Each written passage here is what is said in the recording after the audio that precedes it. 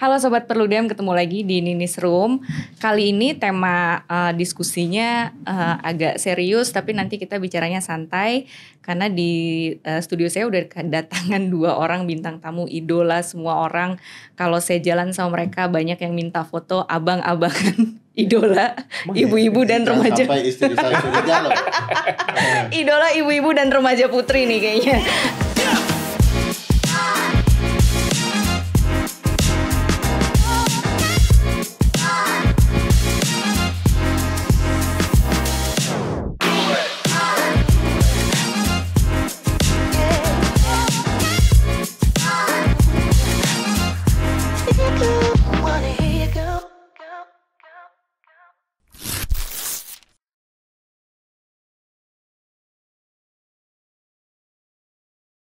Ada Bang Ferry Amsari. Pas lihat kamera kecewa orang nih kayaknya. Tadi katanya ngobrol serius tapi pantai kan. Sama ada Mas Fadli Ramadhanil. Halo. Apa kabar kakak-kakak? Alhamdulillah mantap. Pada kurang tidur kayaknya nih ya. Makasih tadi ditraktir ya Bu. Traktir apa? Makan. Nah, Mas Ferry dan Mas Fadli nih ya. Kita mau bicara, mau diskusi soal Kamu kalau mau ketawa ngeliat kita ketawa aja nih. Ini kita bicara soal kecurangan pemilu. Nah, pertanyaan saya, Bang Ferry kan bikin platform yang namanya Temis ya, Temis Indonesia bikin platform yang namanya www.kecuranganpemilu.com. Nanti mungkin bisa ditampilin ya tampilan websitenya.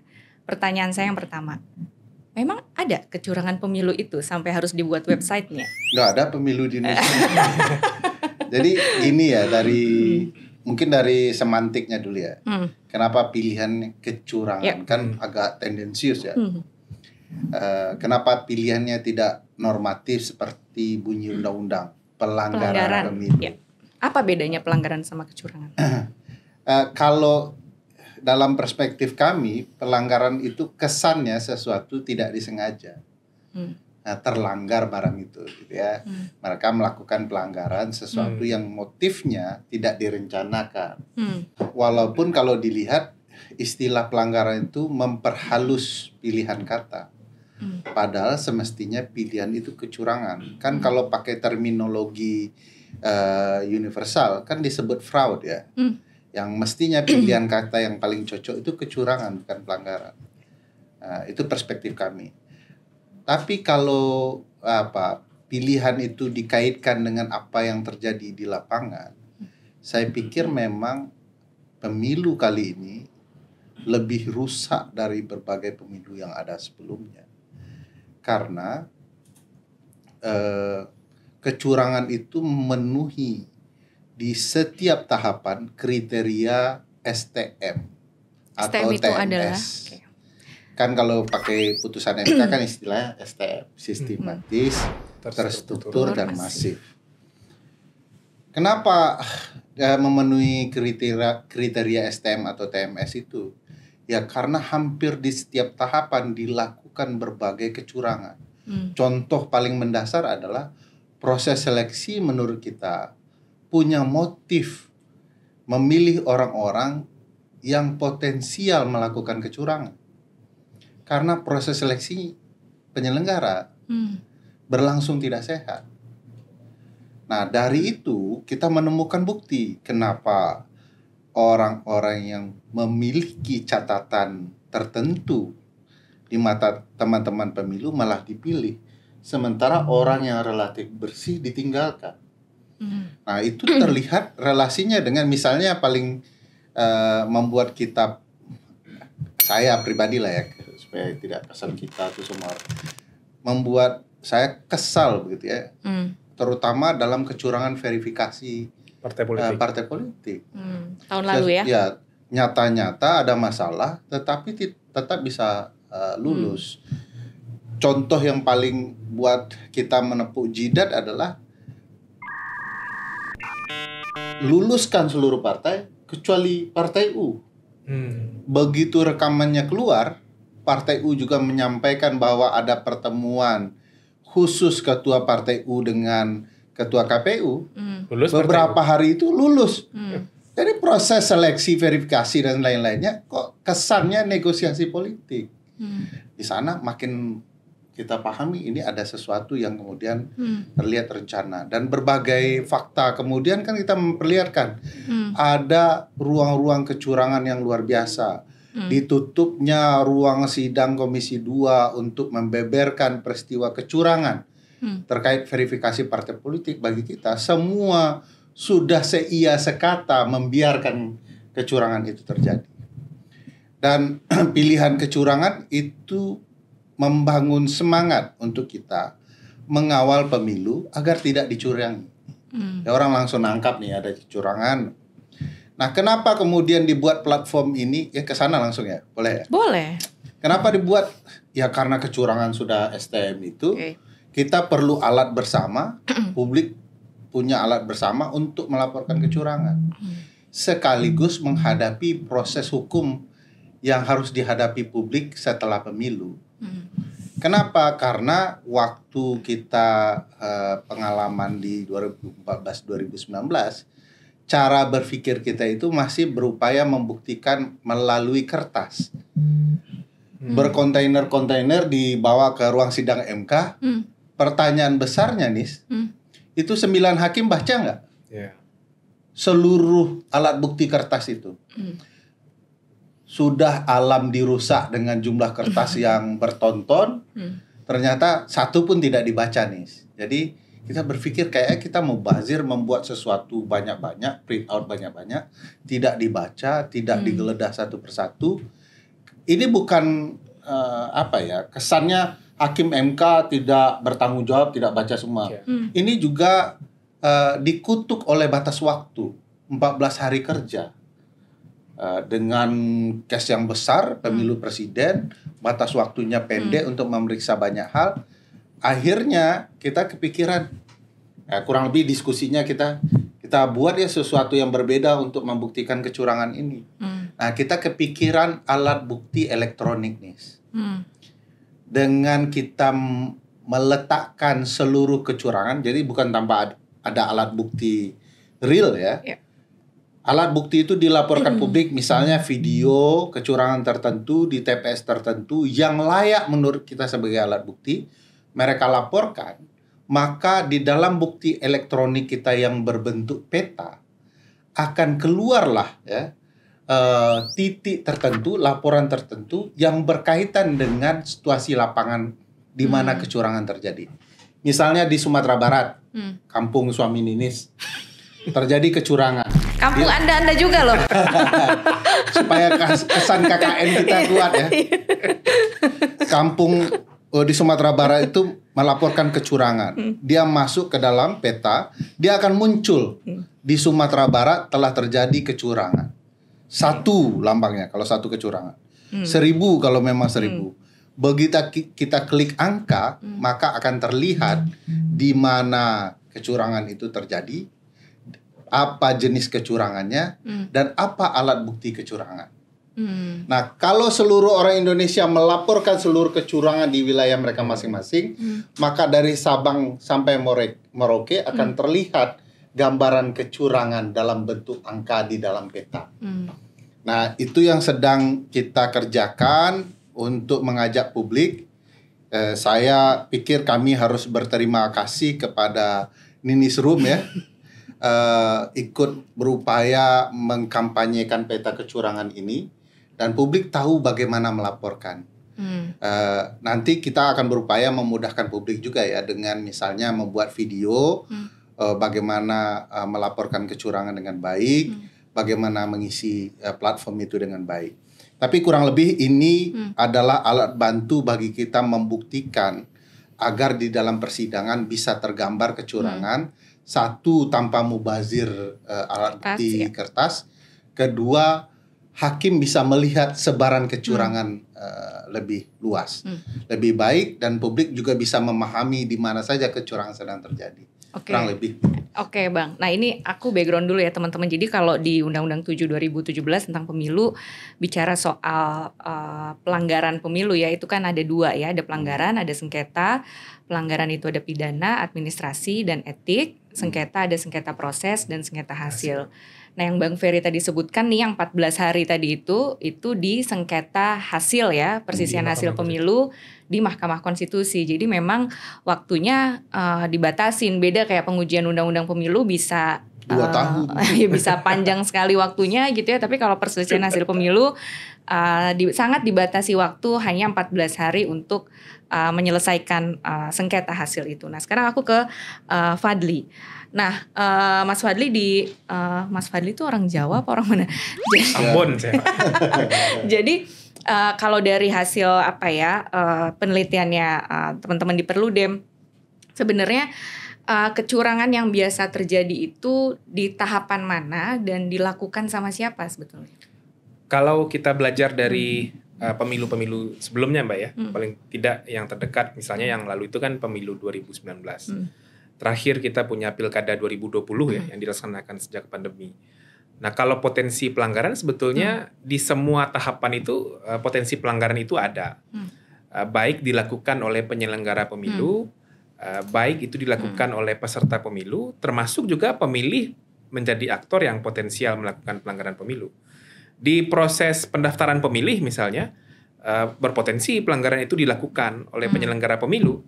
Kalau seandainya misalnya warga negara yang sudah memenuhi syarat, sudah 17 tahun, atau sudah pernah menikah atau menikah, tidak didaftar ke dalam daftar pemilih. Karena kan proses pendaftaran pemilih kita kan menganut harus didaftar ya, meskipun dia sudah memenuhi syarat, harus punya KTP elektronik. tapi harus masuk ke dalam daftar pemilih yang pemutakhirnya itu dilakukan oleh penyelenggara pemilu.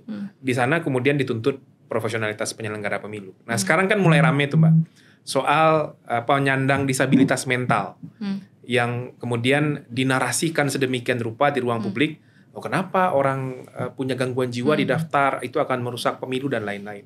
Padahal secara regulasi, secara ketentuan hukum, penyandang disabilitas mental itu sepanjang tidak ada surat keterangan dari dokter atau ahli kejiwaan yang menyatakan dia telah kehilangan kemampuan untuk memilih dalam proses pemilu, dia harus didaftar. Nah, karena yang paling penting itu kan melawan stigma penyandang disabilitas mental itu nggak bisa ngapa-ngapain, akan merusuh dan lain-lain.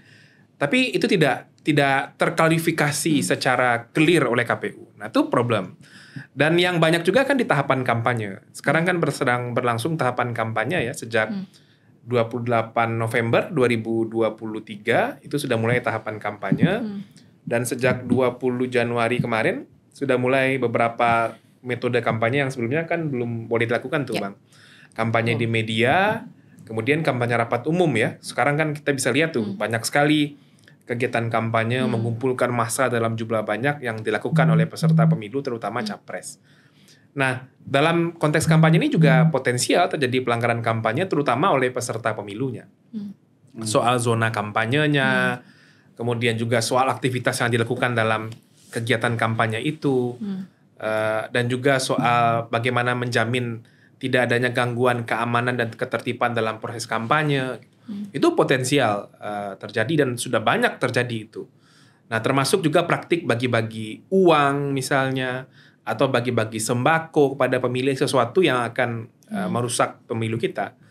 Nah, jadi kalau kita bicara potensi, semuanya berpotensi melakukan pelanggaran pemilu di semua tahapan, dan setelah kampanye ini kan nanti akan ada masa tenang dan pemungutan dan penghitungan suara, rekapitulasi sampai nanti penetapan hasil pemilu, Pak. Nah, tadi siapa yang biasanya melakukan kecurangan itu, Bang Ferry? Kan tadi dari awal nih, kalau Bang Ferry kan bilang dari awal banget nih, dari kemarin verifikasi partai politik peserta pemilu, artinya kan tahapan awal sekali tuh pendaftaran partai politik. Habis itu pendaftaran calon. Jadi tahapan pemilu kan udah mulai sejak 2022 sebetulnya. Nah, siapa sih sebetulnya yang yang melakukan tuh biasanya siapa? Gitu. Ya, kalau dalam istilah pidana ya, saya nggak jago-jago betul dalam pidana, tapi saya tahu dalam istilah pidana ada istilah namanya intellectual dader, pelaku intelektualnya. Dia yang berupaya merancang dan pingin sekali melakukan kejahatan. Dalam konteks pemilu, saya yakin tentu calon dan tim suksesnya adalah intelektual dader dari kecurangan. Apakah ada penyelenggara yang terlibat dalam kecurangan? Bagi saya mereka adalah alat yang dikendalikan intelektual dader untuk melakukan kecurangan. Makanya tidak heran kalau yang dipilih adalah orang-orang dengan spesifikasi tertentu yang menurut mereka bisa mereka kendalikan. Mereka juga kalau mau melibatkan publik, mereka adalah pelakunya. Misalnya politik uang, itu yang berhasrat itu mereka. Yang anehnya di kita berpikir bisa mencegah politik uang melalui subjek hukum yang namanya publik pemilih. Ini salah menurut saya. Harusnya yang difokuskan adalah intelektual dadernya dan proses penegakan hukumnya. Dalam proses penegakan hukum pemilu, Ninis lihat yang dikejar itu adalah penerima suapnya, pemilihnya. Padahal dari mana uangnya, uang siapa itu tidak dikejar. Jadi yang paling berhasrat kalau mau ke poin pertanyaan Ninis, bagi saya ya peserta dan tim suksesnya. Dalam setiap model kepemiluan apa, mau pilpres, pileg, pilkada, bagi saya intelektual dadernya. Kalau mereka terlalu berhasrat, tidak punya modal politik signifikan, modal politik ini dalam kajian Perludem dan lain-lain kan banyak ya. Salah satunya mereka sudah mendekati pemilih dengan program-program. Tapi mereka mengubah modal itu menjadi uang, menjadi intimidasi, penyimpangan wewenang, dan segala macam. Kan kita baca di salah satu titik rawan kecurangan di dalam peta kecurangan pemilu adalah dari penentuan penjabat kepala daerah. Jadi berhasrat betul mereka komposisikan penjabat kepala daerahnya, lalu diminta kepala desa mensupport. Dan harus diingat, kepala desa mensupport calon-calon tertentu adalah pelanggaran pemilu, tetapi tidak ada satupun sanksi mereka terima. Kenapa? Karena yang menentukan sanksi untuk kepala desa adalah kepala daerah. Sementara kepala daerahnya sudah ditentukan alat kekuasaan negara. Jadi akhirnya kecurangan itu terjadilah gitu ya. Jadi mereka yang berhasrat, mereka mengatur mekanisme kecurangan itu dengan baik. Lalu kemudian akhirnya setiap orang dipengaruhi dari satuan pemerintahan terendah, kepala desa, hingga satuan pemerintahan yang tertinggi. Nah, selama ini pernah nggak si aktor intelektual ini, si otaknya ini nih dalam pengalaman pemilu kita itu dijerat gitu? Karena kan tadi Bang Ferry bilang ya kalau politik uang yang kena rakyatnya. Atau misalnya bicara soal netralitas aparat desa gitu ya, ya si aparat desanya gitu yang disanksi gitu loh. Nah si aktor intelektual ini pernah nggak sih dalam pengalaman kita ya? Karena misalnya tadi bicara soal STM, sistematis, terstruktur dan masif. Pernah nggak tercolek gitu aktor intelektual? Sebenarnya menjawab pertanyaan Ninis ini malu kita yang jawabnya. Karena Kenapa? kayak hadis Nabi gitu ya. Yang ditanya tidak lebih tahu dari yang bertanya gitu. Saya nggak tahu. Karena jawaban dari pertanyaan cukup baca siaran atau rilis Perludem dan buku Perludem selesai. Saya anak baru. Tapi karena ini diskusi untuk kecerdasan publik ya, untuk saya mau bilang begini, problematika kita hampir di pidana pemilu ya. 50-an pasal ya. Iya. 60-an. Bisa dikatakan tidak ada satupun pasal yang digunakan sebaik-baiknya. Ada memang kasus pidana pemilu yang dibawa dari sentra Gakumdu, tetapi nanti di ujung jalan itu tidak berkembang. Tidak berkembang ya. Ada yang tidak memenuhi unsur, ada yang putus di tengah jalan. Maksudnya gini, ada terpidananya, tetapi tidak bertemu siapa saja yang melakukan tindakan itu. Misalnya ada pidana terkait kepala desa. Menghalang-halangi kampanye orang lain misalnya. Tapi putus di tengah jalan siapa yang menyuruh kepala desa dan segala macam. Apalagi yang berkaitan dengan calon presiden. Apa sih levelnya berhadapan dengan calon presiden dan dihentikan. Ini kan agenda ketatanegaraan nih. Masa seorang kepala desa bisa menghentikan calon presiden yang potensial menjadi atasan mereka tertinggi nanti? Nggak berani. Jadi putus di orang-orang tertentu saja. Nah, ada kasus misalnya ucapan hasutan yang banyak ya di data Bawaslu. itu kan tipiring bagi saya ya. Tipiring itu maaf, jangan pakai singkatan, nanti diprotes. Tindak pidana ringan bagi saya. SGIE. Green fashion. Green fashion. Supaya agak fasih kesannya. Bahasa Prancis deh kayaknya. Jadi tindak pidana ringan yang mestinya bisa diselesaikan dengan cara-cara yang sederhana, tidak berbentuk penghukuman badan. Tetapi dibuat serius nih, Tunis. Selama tahun politik, nanti setelah pemenang sudah terlihat, mereka kemudian lepas begitu saja, tidak ada pengembangan siapa yang menghasut mereka untuk berucap. Ada yang menarik dari pertanyaan ini itu, pernah nggak selama ini intelektual dadarnya itu artinya calegnya atau peserta pemilunya atau penyumbang uangnya yang disanksi ya. Dalam undang-undang pemilu kita itu, Bang, kalau anggota legislatif yang terlibat dalam pidana pemilu atau dia yang kemudian menjadi terdakwa pidana pemilu kemudian terbukti, itu sanksinya diskualifikasi. Bahkan kalau sudah terpilih dibatalkan keterpilihannya. Tapi itu hanya untuk caleg. Kalau presiden atau calon presiden dan wakil presiden itu nggak ada sanksi diskualifikasi sebagai peserta pemilu. Kalau terbukti melakukan tindak pidana pemilu ya. Diskualifikasi hanya bisa dilakukan kalau Bawaslu berani menjatuhkan sanksi yang bersifat STM tadi itu kepada calon presiden.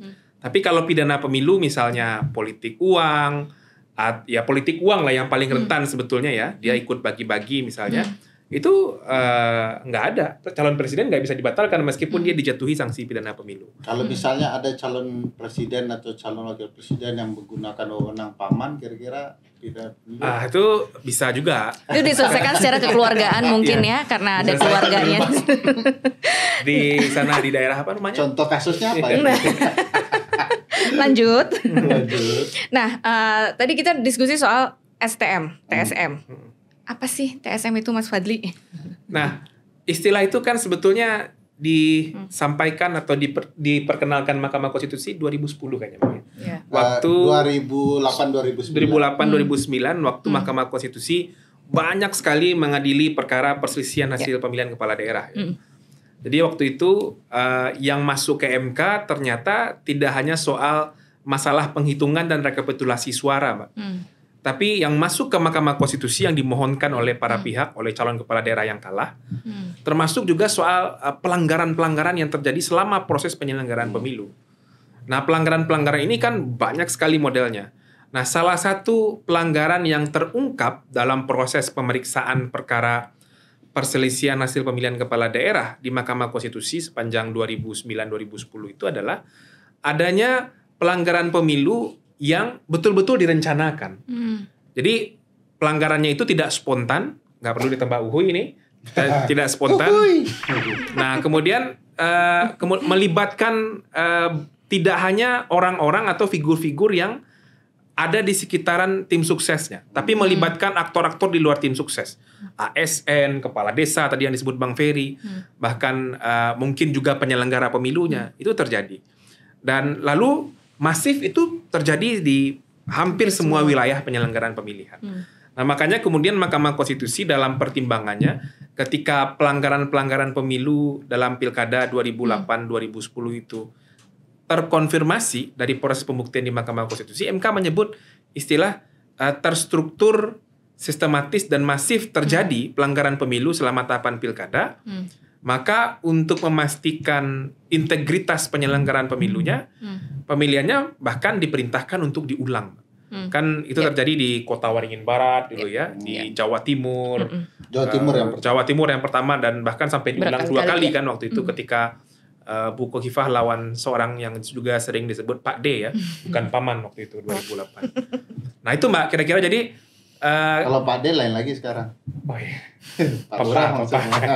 Nah, itu kenapa disebut TSM itu. Dan kemudian dalam proses penyusunan kerangka hukum pemilu, pembentuk undang-undang sadar ternyata dalam proses kampanye, dalam proses pemilu, itu potensial pelanggaran itu betul-betul terjadi secara masif, melibatkan banyak aktor, dan itu merusak integritas penyelenggaraan pemilu. Aku mau masuk ke karena itu putusan nomor 41 kalau nggak salah 2008 ya, Khofifah yang diceritakan Fadli.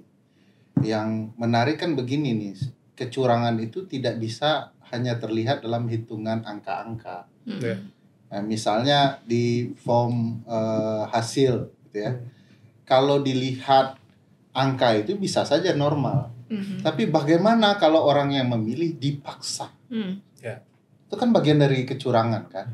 Angkanya terlihat normal, biasa-biasa saja, tapi di balik layar itu kecurangan.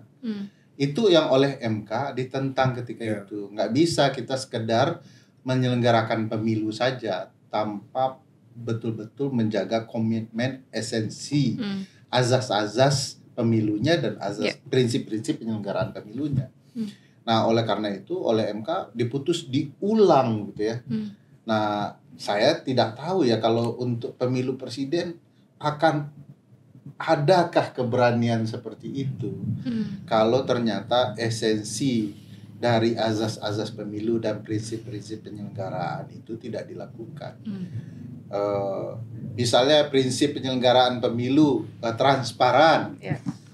Sampai sekarang nih peristiwa Taiwan kita belum dapat itu BAP kasus itu bagaimana? Yang surat suara ya udah dikirim yang sudah dicoblos dan dinyatakan rusak itu. Bagaimana dengan suara yang sudah dikirim dan dikirim kembali kan? Nah itu bagaimana ceritanya? Jadi tidak ada transparansi, keterbukaan soal hal-hal tertentu. Makanya kita juga tanya, itu logistik bagaimana gitu ya?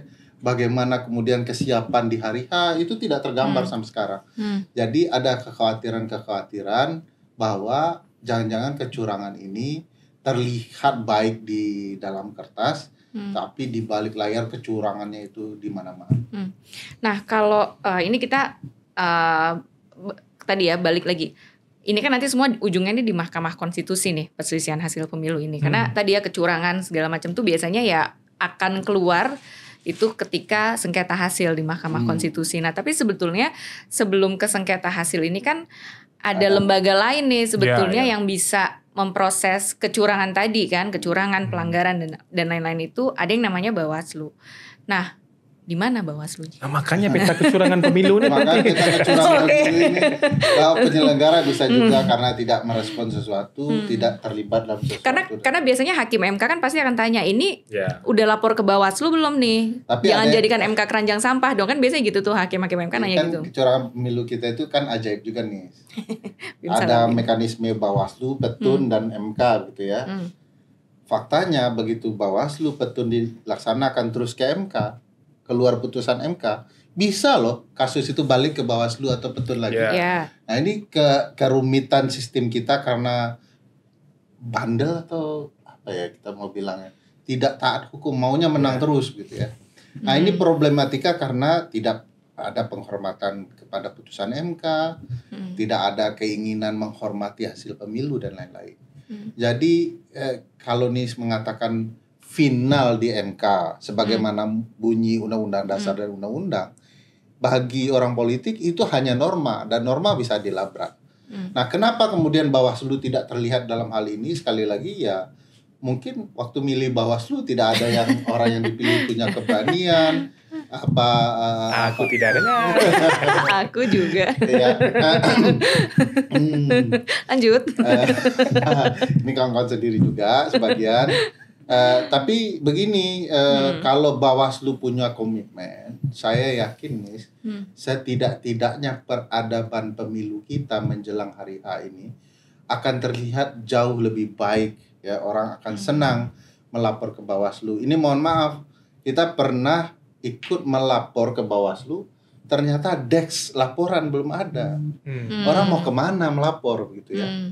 Nah, kalau ditanya mana ini komisioner sedang di luar.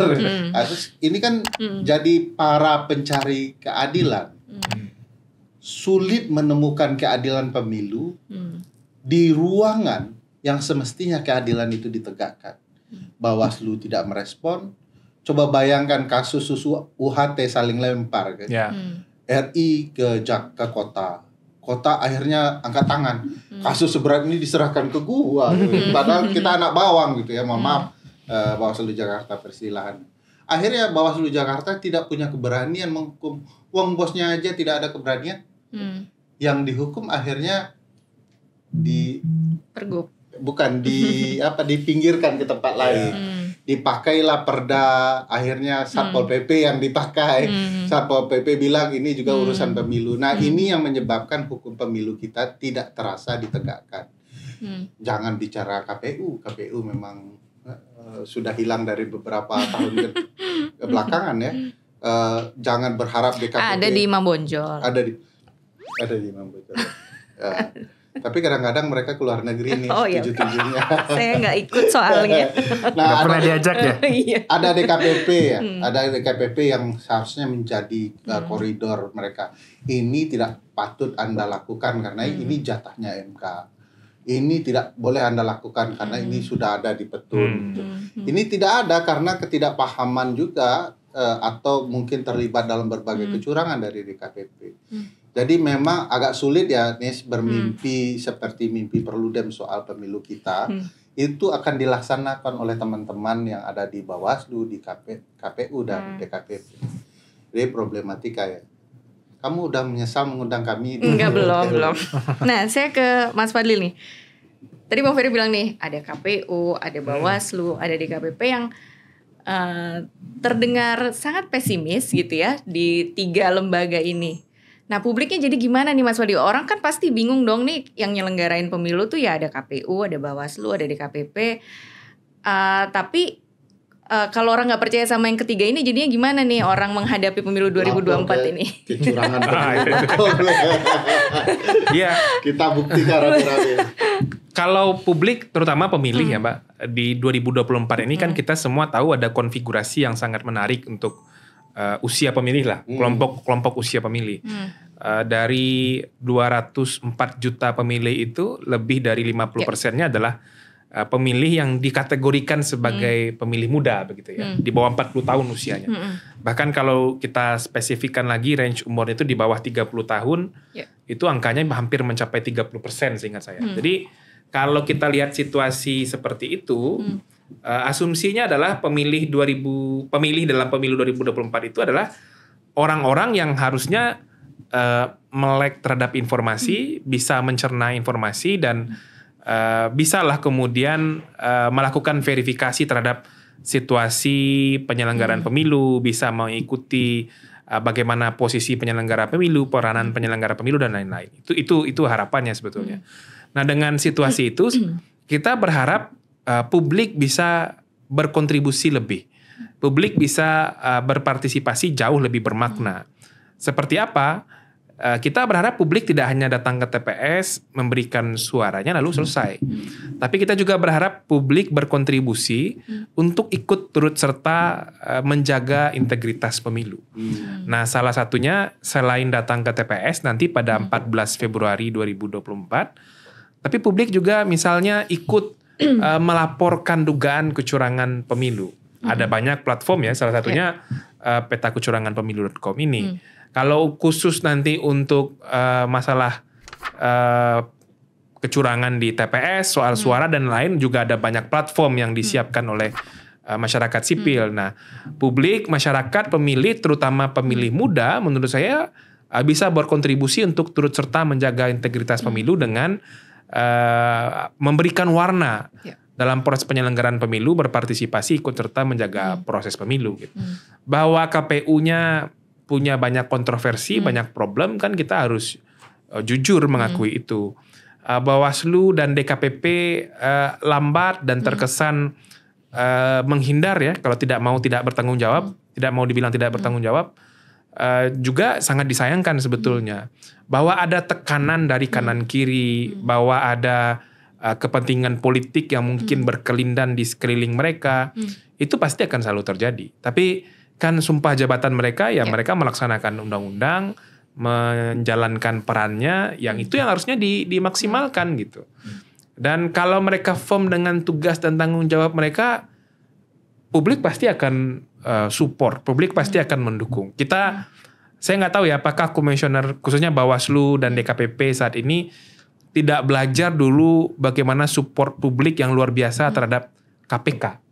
KPK waktu masih baik-baik saja dulu sebelum negara api menyerang. Nah, Nah, itu kan luar biasa ketika ada lembaga penegak hukum, Bawaslu itu kan lembaga penegak hukum pemilu ya, yang bekerja on the track, berani, punya komitmen, dan siap mengambil risiko atas jabatan yang dipilih, itu kan juga akan dapat support yang luar biasa dari publik, dari media. Saya kira mungkin pendekatan itu yang belum coba digunakan ya. Tapi saya kira sih ini masih ada waktu. Berarti kan artinya publik bisa melapor ke peta kecurangan pemilu ini kan? Ya, ke kecuranganpemilu.com. Iya, dalam bentuk peta bentuk peta tadi. Nah, pertanyaan berikutnya adalah kecurangan-kecurangan yang terkumpul dalam peta ini, Bang. Itu apakah nanti teman-teman juga akan meneruskan itu ke Bawaslu gitu misalnya? Ya wajib ya, kalau tadi kan Fadli sudah sampaikan bahwa tidak bisa kita lompat ke MK tanpa melalui berbagai proses. Kalau alat bukti kita mau dipakai baik oleh penyelenggara atau pihak-pihak tertentu termasuk peserta, tentu laporan itu sudah layak proses. Jadi proses administrasinya dilewati dulu. Harus lapor Bawaslu dan kemudian memenuhi standar-standar dalam penentuan alat bukti. Maka kami sekarang sedang kampanye nih, nggak asal video, tidak asal foto. Jadi kalau mau lihat kecurangan harus diketahui itu TPS di mana. Jangan kayak berbagai video 2019 nih, kesatuan utuh keluarga di WhatsApp grup keluarga rusak, tetapi itu barang tidak bisa jadi alat bukti. Tidak ada TPS-nya di mana, siapa pelakunya. Kita mau melatih publik, kalau mau memvideokan pastikan itu TPS-nya di mana, supaya begitu saat membuktikan alat bukti itu, kita tidak mencari-cari ini terjadi di TPS mana. Ada 800.000 TPS nih. Ya. Jadi bisa saja videonya rekayasa kan, kita juga tidak mau video rekayasa hanya untuk negara ini bergolak. Nah, mudah-mudahan ya publik semakin hari semakin tambah pengetahuannya terhadap pemilu dan bagaimana membuktikan kecurangan. Kalau publik ikut mengawal pemilu kita nih, saya yakin sistem kepemiluan kita akan jauh lebih baik. Partai-partai sudah merasa nggak bisa nipu publik. Jadi mereka harus berbuat benar. Nah, sejauh ini karena partai-partai masih merasa bisa membohongi publik, akhirnya mereka tega sama kita nih, dan membiarkan bukan aspirasi kita yang dikejar, tapi bagaimana kemudian mereka bisa membayar pemilih. Kami juga minta itu publik, kalau nanti ada politik uang, foto, kalau nanti pakai alat pembayaran non tunai misalnya ShopeePay, GoPay dan PP yang lain, ini boleh disebut kayaknya. Itu bisa dijadikan alat bukti juga elektronik. Mereka bisa screenshot hasil pembayaran dan dikaitkan dengan siapa yang membayarnya dalam rangka kepentingan apa. Bisa mereka laporkan alat buktinya dan menuliskan deskripsi ringan soal apa itu kecurangan yang mereka kirimkan. Jadi mudah-mudahan akan ada perkembangan baru untuk membuktikan kecurangan pemilu di tahun ini. Nah, terkadang publik mungkin juga nggak mau ngelapor karena takut, Bang. Ya intimidasi gitu ya. Beberapa kasus lah kita pernah kan kemarin yang verifikasi pun demikian gitu. Nah, strateginya gimana, Bang Ferry? Saya perlu ceritakan sedikit apa yang disampaikan ini soal pengalaman di verifikasi. Kita punya masyarakat, katakanlah begitu ya, salah satu pihak yang terlibat langsung dalam proses verifikasi melaporkan kecurangan. Tetapi kemudian mobilnya dibakar, lalu kemudian proses hukumnya jadi beku ya. Akhirnya dia menyerah dan mundur dari pelaporan. Nah, ini pengalaman penting, kita tidak akan menggunakan format yang sama, kita akan berbeda, sedang mempersiapkan berbagai teman-teman kuasa hukum untuk merespon tindakan-tindakan yang katakanlah menekan para pelapor masyarakat. Dan ini tidak harus nih pelapor itu dibeberkan identitasnya. Bagi kita tidak perlu orang ribut di dalam TPS atau di lapangan. Yang cukup bagi kita adalah videokan, foto kecurangan dan laporkan. Nanti sepanjang alat buktinya valid, mereka tidak perlu muncul. Karena yang dilaporkan pelaku kecurangan 5W1H, bukan siapa pelapornya. Karena kita akan berhadapan dengan perlindungan saksi dan korban. Nah, ini kan ada mekanismenya. Kita sekarang sedang bentuk tim untuk melindungi pelapor-pelapor kita nih. Jadi memang ada kecenderungan hakim ya dan pihak ya mau memastikan siapa pengadunya karena mereka ingin memberikan tekanan kepada masyarakat. Yang paling penting dalam kecurangan pemilu bukan siapa pelapornya, tapi apakah kecurangan itu benar-benar terjadi atau tidak. Nah, ini kita sedang berupaya membentuk tim yang solid ya, solid gitu ya di seluruh oh itu nadanya solid, agak rendah nadanya ya. Di seluruh Indonesia yang berbasis teman-teman di Jakarta untuk pemantauan. Yang setahu saya kan Perludem juga terlibat dan kuasa hukumnya Fadli. Oh, Mas Fadli kuasa hukumnya ya? Ya nanti saya belum tahu ya. Yang diserang duluan kan dia. Ini kan baru proses ya. Siapa? Saya sembunyi nanti di mana. Solid.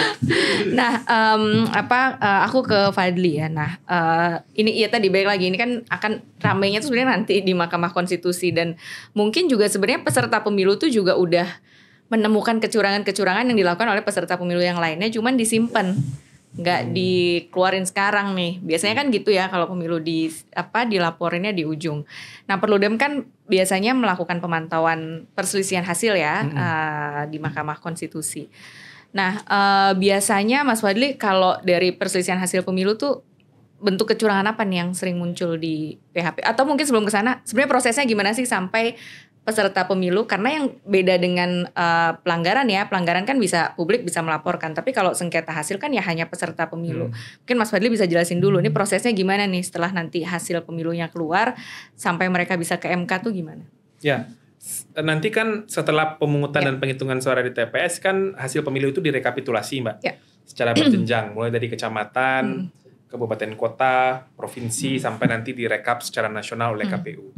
Nah, setelah KPU selesai melakukan rekapitulasi secara nasional dan hasil pemilu ditetapkan, itu akan ada waktu 3 hari dan 3 kali 24 jam, baik untuk calon presiden maupun partai politik peserta pemilu, untuk bersikap apakah mereka menerima hasil pemilu itu, atau mereka akan men-challenge hasil pemilu itu dengan mengajukan perselisihan hasil pemilu ke Mahkamah Konstitusi. Intinya, kalau mereka masuk ke Mahkamah Konstitusi, mengajukan permohonan sengketa ke Mahkamah Konstitusi, mereka merasa ada persoalan dari hasil pemilu yang ditetapkan oleh KPU. Yang TSM tadi. Yang TSM tadi, salah satu bentuknya pelanggaran TSM tadi.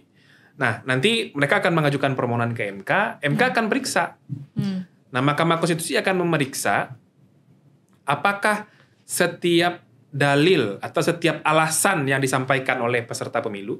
Karena kalau untuk pemilu presiden, pemilu DPR, pemilu DPD, seperti yang tadi Mbak Ninis bilang, yang boleh mengajukan permohonan sengketa hasil itu hanya peserta pemilu. Pasangan calon presiden, calon anggota DPD, partai politik peserta pemilu DPR dan DPRD, tapi boleh caleg asalkan mendapatkan persetujuan dari pimpinan partainya. Nah, kalau mereka masuk ke MK, nanti MK akan memeriksa. Dalil para peserta pemilu ini kan macam-macam, Mbak. Ada kecurangan di proses DPT. Jadi balik ke awal lagi juga mungkin nih, Mbak. Karena di Pilkada Jambi misalnya, tahun 2020 itu. Ini di Pilkada Jambi tahun 2020 itu, masalahnya di masalah DPT, Bang. Jadi ada beberapa orang yang ada dalam DPT itu ternyata mereka sudah tidak ada, secara faktual tidak ada, tapi ada dalam DPT, tapi memberikan suara entah oleh siapa, dan pada akhirnya dibatalkan oleh MK, diperintahkan pemungutan suara ulang di beberapa kabupaten tuh. Nah, ada juga soal pelanggaran selama masa kampanye, Mbak. Nah, tadi yang disebut dengan TSM atau STM tadi itu bisa saja, misalnya ya, ini kan hari-hari ini sudah banyak petunjuk nih. Ini di Newsroom kita sebut aja lah. Nanti kan di Newsroom juga terlibat. Saya tidak terlibat apa-apa. Misalnya ada petunjuk soal keterlibatan aparatur desa, kepala desa, bahkan potensi atau dugaan keterlibatan aparat keamanan, keterlibatan penjabat kepala daerah. Petunjuk-petunjuk itu sudah ada. Bahkan untuk wakil menteri desa ya Bang, sudah ada laporan ke Bawaslu, tapi nggak ditindaklanjuti apa-apa. Nah, ini kalau kita kaitkan dengan unsur terstruktur, itu sebetulnya sudah masuk kualifikasi nih pemilu 2024 ini. Tinggal nanti dilihat benang merahnya ini menguntungkan siapa atau siapa yang menggerakkan ini. Ini yang jadi PR pembuktian di Mahkamah Konstitusi. Nah, di proses pemungutan dan penghitungan suara dan rekapitulasi suara biasanya masalah-masalahnya adalah soal kesalahan penghitungan, kemudian perubahan penghitungan suara secara tidak sah gitu ya, atau peralihan suara secara tidak sah, itu biasanya juga banyak di Mahkamah Konstitusi. Nah, itu yang nanti akan diuji Mbak dalam proses pembuktian di Mahkamah Konstitusi. Itu memang akan sangat melelahkan, sangat sangat menyita energi lah. Kita yang nonton aja 2014, 2019 dulu sidang DMK itu kan kita yang nonton aja capek kan dulu kita. Apalagi mereka yang ikut bersidang. Ruang lingkup masalahnya banyak, yang dibuktikan banyak, waktunya terbatas. Nah, itu yang jadi problem mendasar tuh Mbak. Makanya kalau sebetulnya tadi yang Mbak Ninis dan Bang Ferry cerita soal MK pasti akan tanya, ini kalau Anda mendalilkan masalahnya pelanggaran pemilu, ini udah pernah diperiksa belum di Bawaslu misalnya? Sudah pernah Anda laporkah? Atau adakah pernah ini ditemukan oleh Bawaslu? Itu akan jadi cross check awal di MK tuh. Karena kita mengikuti proses PHPU ini, kita bisa semacam inilah ya, semacam mengikuti lah alur cara MK mengikuti menyelesaikan PHPU seperti apa. Nah, ini juga yang kadang-kadang aneh menurut saya, tim pasangan calon presiden ini. Kadang-kadang mereka menyampaikan banyak kecurangan, banyak pelanggaran pemilu, tapi nggak dilapor. Diresponnya dengan konferensi pers gitu, diresponnya dengan dialog di media massa. Ya itu, ya mungkin itu akan jadi wacana publik, tapi sebagai sebuah proses penyelenggaraan pemilu yang mestinya tertib hukum, itu nggak akan jadi apa-apa. Sementara kita sadar kita berhadapan dengan Bawaslu yang sekarang agak serba lambat ya. Saya agak ragu-ragu nih. Serba ragu-ragu dalam menyikapi situasi seperti sekarang. Jadi mestinya memang misalnya tim hukum 01, 02, 03 kan banyak orang-orang yang betul-betul punya pengalaman panjang untuk masalah hukum pemilu ya. Mereka lapor dong ke Bawaslu kalau memang ada pelanggaran kecurangan gitu. Jadi ada tindak lanjut yang memadai ya datangin lagi Bawaslu. Jadi Bawaslunya itu juga akan bekerja secara serius gitu. Nah, nanti kalau misalnya tidak ada proses yang memadai di Bawaslu, itu akan jadi pendorong penting untuk proses PHPU di Mahkamah Konstitusi gitu. Di MK itu bisa apa saja dibatalkan, Mbak. Kalau memang buktinya verified gitu ya. Kalau Mbak Ninis ingat kasus Sabu Raijua yang kemudian Orin Ryu Kore ya, seorang warga negara asing tiba-tiba bisa jadi calon terpilih dan menang. Dan verifikasi di KPU lewat, disengketakan di Bawaslu ternyata juga gagal. Pada akhirnya sampai terpilih. Proses PHPU di MK sudah selesai bahkan. Itu disidangkan khusus oleh MK waktu itu karena dimasukkan oleh beberapa pihak ke Mahkamah Konstitusi. Apa yang dilakukan MK? Membatalkan keterlibatan Orin Ryu Kore, mencoret dia sebagai peserta pemilu dan memerintahkan pilkada ulang. Jadi kalau semuanya verified, bukti pelanggaran, kecurangan, kesalahan prosedurnya, dan itu betul-betul berdampak kepada prinsip-prinsip pemilu yang jujur dan adil serta demokratis, ya MK akan punya peran yang sangat signifikan lah. Saya potong di poin paling menarik. Itu sebabnya kenapa pemilu kita bermasalah. Intelektual dadernya tidak dihukum. Dia dibatalkan ya, free aja. Padahal dia tahu tindakan dia itu merugikan berbagai hal. Tidak hanya suara publik loh, uang negara rugi loh nih. Dan itu bebas aja dia. Jadi nanti orang coba-coba aja lah. Siapa tahu, nggak tahu kan. Jadi akhirnya itu juga terjadi. Wah, money politik aja lah. Siapa tahu, nggak tahu. Kalaupun tertangkap ya nggak dilanjut. Intelektual dadernya lewat. Tidak ada penghukuman untuk perusahaan-perusahaan tertentu yang ngasih uang kemana-mana dalam pemilu kita. Tapi tidak dilaporkan. Tidak dilaporkan keuangan yang mereka sumbangkan. Kalau ternyata itu perputaran dana hasil kejahatan, mereka harus disanksi. Partai juga harus diberikan sanksi. Minimal administrasi. Nggak bisa mereka asal terima nih. Kalau enggak pemilu kita ya gini-gini doang, mutar-mutar ke arah yang tidak jelas terus. Dan kita menyesal setelah mereka terpilih. Kenapa ya? Kebijakannya justru menguntungkan sekelompok orang gitu-gitu ya. Ya. Gitu. Saya tidak mau terlalu pesimis sebetulnya. Kita nggak pesimis. Kita semangat juga kok. Kita klarifikasi ya. Kita bilang KPU masalah, MK masalah, sistem kita masalah. Membangun kesadaran bersama. Publik sama-sama sadar, nggak bisa menerima ada. Wah, kita optimis deh suatu saat mereka dapat hidayah. Lalu mereka berubah. Enggak, kita mau membangun optimis dengan kritis agar publik tahu apa yang bisa mereka lakukan. Nah, apa yang bisa dilakukan Hamin berapa ini ya? Hamin sekian menuju hari H ini, apa yang bisa dilakukan nih sama publik ya? Tadi kan di tengah situasi tadi penyelenggara pemilunya ya banyak catatan, akhirnya perlu menggerakkan publik. Nah, tapi menggerakkan yang seperti apa nih? Yang perlu masif tuh gimana nih? Kita nggak mau ribut di belakang ini. Setelah hasil dibacakan dibilang ini curang. Bilang sesuatu curang kan gampang nih. Tetapi harus bertanggung jawab. Kami meminta publik mendokumentasikan berbagai proses kecurangan pemilu yang ada di hadapan mereka. Tidak harus mereka tahu detail. Kalau mereka merasa curiga bahwa ini bagian dari kecurangan, rekam, pastikan di mana lokasi, siapa pelaku, kapan itu terjadi. Nanti boleh kirim ke kami atau ke platform yang lain soal kecurangan. Kami sedang kerjasama juga dengan teman-teman itu, seluruh kecurangan akan ditampilkan dalam peta kecurangan pemilu. Jadi mereka tinggal kirim itu nih sebenarnya. Hanya saja mereka tidak perlu harus cek undang-undang dulu. Kalau mereka berapa nanti akan ada tim verifikator yang akan menilai. Jadi itu tim verifikatornya di situ. Itu salah satu tim verifikatornya Kavi. Nanti mereka yang akan nilai ini sudah memenuhi standar atau tidak, ini kecurangan pemilu atau tidak. Jadi kami tidak mau merepotkan masyarakat sipil harus baca undang-undang dulu, harus pasti dulu unsur-unsur apa dari kecurangan. Enggak, silakan lapor, kami bantu menjelaskan ini bukan kecurangan atau kecurangan. Dulu kan pernah ribut-ribut misalnya soal bagian dari kecurangan adalah kotak kardus. Gitu. Kayak kami akan jelaskan kecurangan itu bukan kotak kardusnya, kecurangan itu merusak nilai suara di dalamnya. Mau dari besi baja sekalipun kalau akses ke dalam besi baja itu mengganggu suara ya curang.